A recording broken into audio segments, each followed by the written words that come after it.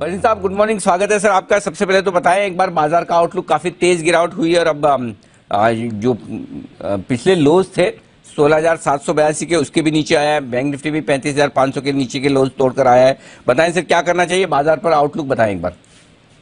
हाँ, good morning Anil ji. तो देखिए, फियर के सामने तो कोई रुकावट नहीं होती, लेकिन मैं 1 मिनट आपसे लूंगा और 5 पॉइंट बोलूंगा जो आपको दर्शकों को याद रखने चाहिए। देखिए, आज डाउ फ्यूचर नीचे है क्योंकि वहां $1 ट्रिलियन का बिल था, वो कोई पॉलिटिक्स की वजह से थोड़ा स्टॉल हो गया। बी, अगर यूएस वहां टेपरिंग कम कर रही है और रेट हाइक इंडिकेट, तो उनकी इकोनॉमी स्ट्रांग है। On the other hand, Japan में they have continued with -0.10 and China has cut the 1-year rate. तो दोनों तरफ साथ में इंडिया आती है जो एक कह रही है रेट्स आर स्टेबल। हमारे यहाँ तो कोई रेट की आउटलुक इनफैक्ट कोई वो नहीं है कि रेट हाइक आएगी। थर्डली, यूएस वर्सेस चाइना का डिबेट चलते रहेगा because of the dollar and the yuan. अगर युआन वीकन होता है, it's a very big positive because exports will come back. Thirdly, आपका स्टिमुलस वर्सेस कोविड का अब फिर ये मुद्दा खड़ा हो जाएगा बिकॉज कोविड के केस बढ़ रहे हैं और ये नहीं हो कि टेपरिंग बढ़ जाए इनफैक्ट ऑफ रेटिंग। चौथी, सब कहते हैं लिक्विडिटी ड्रिवन रैली है।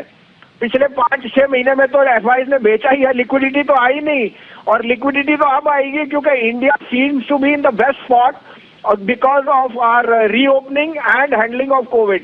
तो ये मैं सब कह रहा हूं क्योंकि ये आप नजरअंदाज मत कीजिए। और उसके सामने आपके एडवांस टैक्स नंबर्स हैं जो लास्ट ईयर से 70% बढ़ के हैं।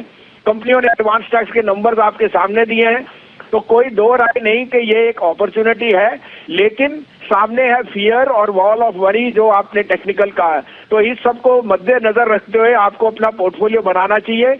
लेकिन मैं आपको दावे से कहता हूं कि जो लिक्विडिटी अब आएगी वो आएगी एफआईज की तरफ से। 1 लाख करोड़ का माल जो बिका है वो वापस री एंट्री लेगा और इंडिया अब मुझे दिखती है for them to be in the best spot ever. तो इस कारण से take it with a pinch of salt, ये 1-2 दिन की बात है। इतनी ओवरसोल्ड मार्केट है, लेकिन उसमें कोई दो राय नहीं कि टेक्निकली वी आर वीक। अब आप कहें तो मैं पिक्स दूं जो आज के लिए। जी हाँ सर, बताएं।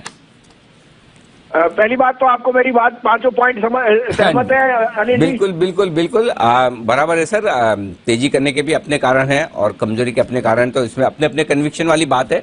बिल्कुल कन्विक्शन के साथ अगर इन्वेस्टमेंट के तौर पर हैं तो जो वसीम साहब दे रहे हैं वो कारण एकदम जायज हैं, बिल्कुल इसमें कोई डाउट नहीं। जी सर। तो पहला पिक है सर, अगेन मैं ये रीइटरेट कर रहा हूँ, दोनों एचडीएफसी ट्विंस और बजाज ट्विंस में ये टाइम है लेने का।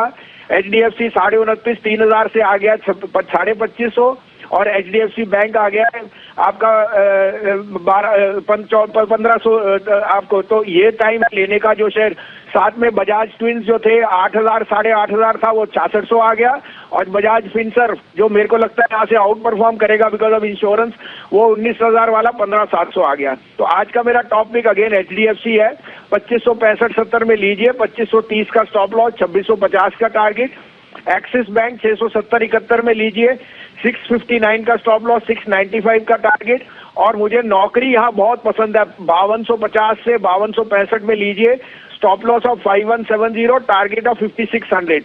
नौकरी I think will be the biggest gainer because of the holding companies and the जो उसकी न्यू लिस्टिंग्स आने वाली हैं, merit nation and so on. तो जो बेहतरीन पिक्स अब आपके लिए 3 है। एचडीएफसी लिमिटेड, बड़ा वाला एचडीएफसी, वो खरीदना है 2555 से 2570 की रेंज में। 2530 का होगा आपका स्टॉप लॉस 2650 तक के टारगेट के लिए। एक्सिस बैंक में करें खरीदारी, ये स्टॉक भी खरीदारी की रेंज में आ रहा है 670 रुपए के आसपास। 659 659 ये आपका स्टॉप लॉस का लेवल होगा एक्सिस बैंक के लिए। 695 के टारगेट के लिए यहां पर भी करनी है आपको खरीदारी। इन्फो एज यानी कि नौकरी.com, यहां पर 5170 5170 का स्टॉप लॉस लगाकर खरीदारी करनी है। 5,600 के टारगेट के लिए 5600 का टारगेट होगा।